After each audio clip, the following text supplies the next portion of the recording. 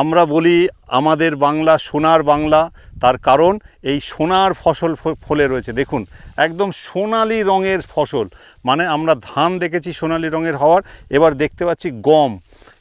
এই যে গম, কত সুন্দর যে গমগুলো হয়েছে, না দেখলে আপনাদেরকে বোঝানো যাবে না কত সুন্দর গম হয়েছে। চারিধারে শুধু গম আর গমের চাষ।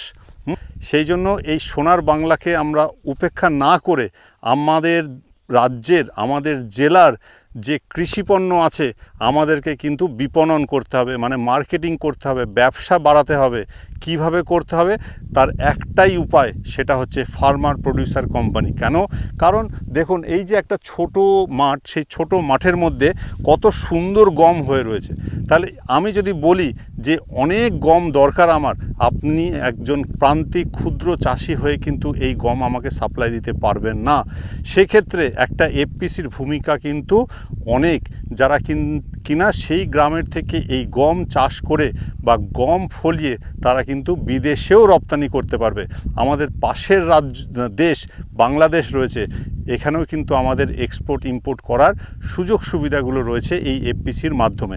আমি আবার দেখাবো, আমি আবার বলবো যে তুমি দেখাও কত সুন্দর গম হয়েছে। দেখো গমগুলো দেখাও, এখানে কত সুন্দর গম হয়েছে এবং একটা আওয়াজ হচ্ছে, দেখো আওয়াজটা হচ্ছে, দেখো আওয়াজটা কি সুন্দর, মানে একদম শুকিয়ে এবং কাটার মতন হয়ে গেছে। আওয়াজটা দেখেছো একদম, ঠিক আছে?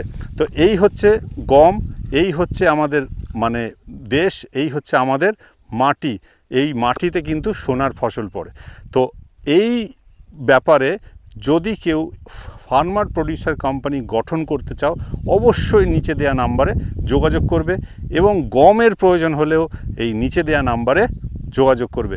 ব্যবসায়িক মানসিকতা মাথায় রাখতে হবে, তাহলেই কিন্তু কোনো মানুষ বা কোনো চাষি আজকে গরিব থাকবে না। ব্যবসায়িক মানসিকতা থাকতে হবে।